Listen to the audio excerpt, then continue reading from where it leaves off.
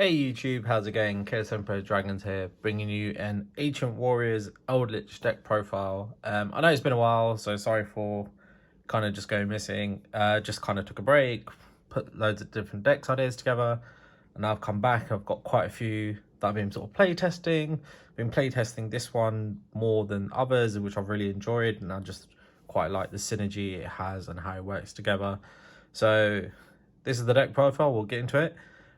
Also, my new format, my aim is to try and bring you 2 videos a week. So one deck profile, one combo video where it talks a bit more theory. So this one will just be a bit more of a quicker one so you can see the deck. So I'll start off with the monsters. So I've got 3 of the Sound Mal. Probably butchered that name. There's the water one. It's the one that basically searches. So this one you can send from the hand or field to the graveyard, and then you can search an Ancient Warrior, and most of the time you will be searching this guy, Zukong. So this one, if it's added to your hand by an Ancient Warrior's effect, it'll special summon itself. So this is basically the combo piece. You know, you search this through Tenki, you send it off, you can search Zukong, you summon it, then you can go into your double Dragon Lords, which gives you another search, and that allows you to find the last of your Ancient Warriors, Lu Fang. So this is the new one that came out in Blazing Vortex. You can summon him if you control the highest attack Ancient Warrior on the field, which you normally do. And then he's got a quick effect where you can pop a card in the field, but then you're locked into Ancient Warrior's monster effects. The reason this works is because all the Eldlich stuff works off the trap, so, and they're not considered as monsters. So it works really well. You know, you can use this pop effect, you get a bounce effect, you know, or the bounce through double Dragon Lords, and then you can still use all your Eldlich effects. So it works really well. It's a very small package, and it just quite enjoy it. Sort of then you have 2 Eldlich Golden Lords. 2 is really good. You probably see it in every profile. It's just a standard ratio. And then just to finish off the monsters, 3 Ash. Generic hand trap, you know, hits most of the meta. Or Rogue, you know, depending on what you're playing. Those are the monsters. Just to go into the spells. 3 Curse Eldland, your Searcher. Also, you can send it off some Mal's effect. Some Mu is effect as well. So, you know, if you... So, really good combos. You use Curse Eldland, search, say, for the missing card. So, Conquistador or an Eldritch, or even like... whichever card you need. Then you can use this effect to send a different golden land card to the graveyard to then set your Sangreen. So these 2 as a 1 card starter, or even like this and a Tenki as a 1 card starter, work really well. So it sets up a nice little field for yourself. So talking about that, 3 Tenki. And then because you just want a bit of backup, I've actually played 3 Super Poly, because I play some Super Poly targets as well. And then I've got a couple of one-offs. So 1 Black Awakening, 1 White Destiny, 1 7 Cities of the Golden Land. I quite like this. So this is the fusion spell, and then you can target a set spell and trap on the field, and it can't be activated. I quite like the fusion. I know it's a personal preference. You don't have to play it. It is completely up to you.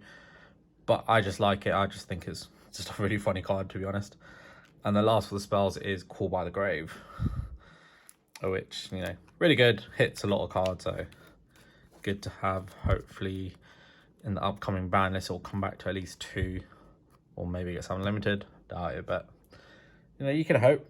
And then for the traps, so obviously a heavy trap package. So I've got 3 of the Sangreen, so it's your Searcher. 3 of the Conquistador, so this is your non-target pop. 2 Haquero, this is your Banish from the graveyard. And then just sort of the more generic traps, I played 2 Ice Dragon's Prison, 2 Torrential Tribute, 2 Angel Statue, and 2 Broken Line. So just to explain these 2, so Angel Statue can summon itself as an effect monster. So that's quite good if you want to link it off as well. So it's considered as an effect monster. And then you can send itself or any of like the Conquistador, Haquero to the graveyard to negate a summon, which is really good. So that's why I play as a 2 of. I just think it's a nice tech. Then Broken Line, you set it in a column, and then if your opponent activates anything in that column, so a monster, spell, or trap, you can negate it and send it to the graveyard, destroys and send it to the graveyard. So, a really good card, nice 2-of, saved me in a couple of games against a pen deck I've been playing against recently. So, very good card. And that rounds up the deck. So, it works up to a 41 card deck. So, good number as well. So, it's not crazy high. Nice consistency to it as well. I mean, it's quite a fun deck, actually. I played against, you know, like Stolz, played against Zephyr, played against the Odatics, this, you know, the Abyss type. Yeah, this performed really well. Really happy with the way this deck has been performing, to be honest. So to go and do the extra deck, I've got 2 Ancient Warriors, double Dragon Lords. Really good card. You know, you link summon it, you get a search. Then you can send a card from the field or your hand to the graveyard to get a bounce. That can trigger like other Ancient Warrior effects on the field, like if you have them. So just a really good card, actually. And it boosts your Ancient Warriors as well. So if you have it out with the fan mail, they both get boosts. So, which sometimes your opponent forgets if they try to crash into it. So just a good card. Link Spider, just to link off the traps. IP, same, just to, if you summon both like the Conquistador, the Aguero, and like say the Angel statue, it's just a good way to get off the field and be able to go into something else for the next turn. Nightmare Phoenix, you know, back row hate. Nightmare Unicorn, you know, it's been something difficult back. Black Luster Soldier, Soldier of Chaos, really good card to go into. Obviously try and go for game with Access Code Talker. You'll have a couple of different attributes in the graveyard, so you get multiple pops. 1 Underworld with Goddess, just good to go with IP if you've got a couple other cards on the field. Easy way to get rid of some disruption. Then for the fusions or super poly targets, 1 Starmie Venom, 1 Predator Plant, 1 Eldlich, the Mad Golden Lord. You know, sometimes you have a mirror match against another Eldlich deck, or you can just use it for your own towers. Really good card. And then the XYZs, I've got 1 Abyss Dweller, 1 Gustav for the burn damage, and 1 Libe to try and go for game as well. And that's the extra deck. So nice and simple. There's no, I'd say, real mandatories. Like, you can cut the Mad Lord if you really want. You can cut the Underworld. I'll say Access Code Torga and Black Luster Soldier are probably a bit more mandatory. Like, you'd want to see them. Nightmare Unicorn, Nightmare Phoenix, good way to get rid of. Back row, IP Masqueraders, up to you. Link Spiders, obviously mandatory. And the 2 Double Lords are definitely mandatory. So that's the deck profile. As I said, it's been performing really well. I really enjoy it. It's a good deck. I've had a lot of fun with it. Very control type.